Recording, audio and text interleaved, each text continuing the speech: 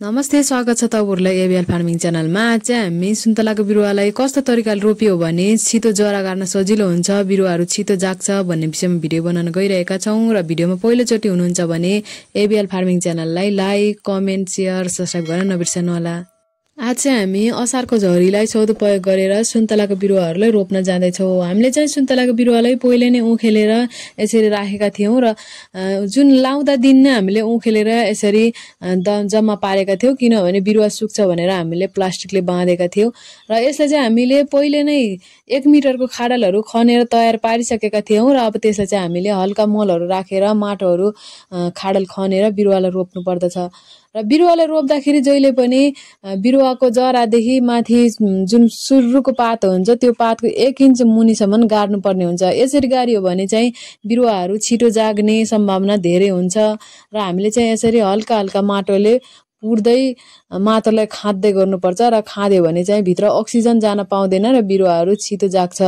र हामीले चाहिँ यसरी बिरुवालाई रोपिसकेपछि चाहिँ एउटा काठो अथवा जुनसुकै वस्तुहरू उभ्याएर बिरुवालाई बाँधेर त्यसलाई चाहिँ नहल्लिन दिनको पर्छ, किनभने हावाले हल्लायो भने चाहिँ बिरुवाहरू छिटो मर्छ, बिरुवाहरूले जरा गाड्न सक्दैन। त्यसकारणले चाहिँ हामीले यसरी धागो अथवा जुनसुकै डोरीहरूले पनि बाँधेर बिरुवालाई उभ्याउनु पर्दछ, किनभने बेसरी चाहिँ बाँध्नु हुँदैन। बाँध्यो भने चाहिँ जहाँबाट बाँधेको छ त्यहीबाट फेरि हावा लाग्दा भाँचिन्छ, हल्का रूपले बाँध्नु पर्दछ। यसरी बाँध्यो भने बिरुवाहरू छिटो जाग्ने सम्भावना धेरै हुन्छ। यसरी बिरुवाको जरादेखि माथि 1 बिट्टा माथिबाट रोपियो भने चाहिँ बिरुवाहरू छिटो जाग्ने सम्भावना धेरै हुन्छ र बिरुवाहरू हावा लाग्दाखेरि पनि हल्लिदैन।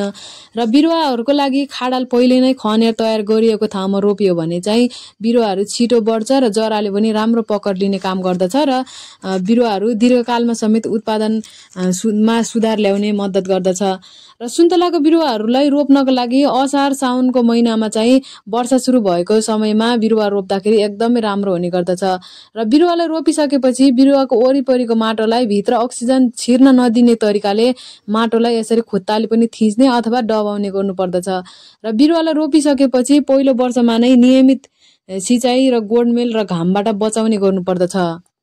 हामीले चाहिँ प्रत्येक बिरुवाहरू रोपिसकेपछि यसरी काठोहरू गाडेर बिरुवालाई अड्डाएर राखेका छौं, किनभने यसरी बिरुवालाई काठोले अड्डाएर राख्यो भने चाहिँ बर्खा मासमा पानी धेरै आउँदाखेरि बिरुवाहरू ढल्ने सम्भावना धेरै हुन्छ र हावा लाग्यो भने पनि बिरुवाहरू ढल्ने गर्दछ।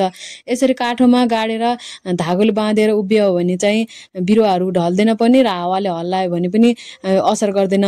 त्यसकारणले बिरुवाहरूलाई घाँसले डुबायो भने पनि यसरी काठो गाडिएको ठाउँमा बिरुवा छ भन्ने पत्ता लगाउन सजिलो हुने गर्दछ र बिरुवालाई घाँस गोडमेल पनि गर्न सजिलो हुने गर्दछ। र तपाईहरुलाई भिडियो अन्तिमसम्म हेरेर एबीएल फार्मिङ च्यानललाई लाइक, कमेन्ट, शेयर, सब्स्क्राइब गर्न नबिर्सनु होला, ताकि यस्तै भिडियोहरु बनाउन मलाई हौसला मिल्नेछ। धन्यवाद।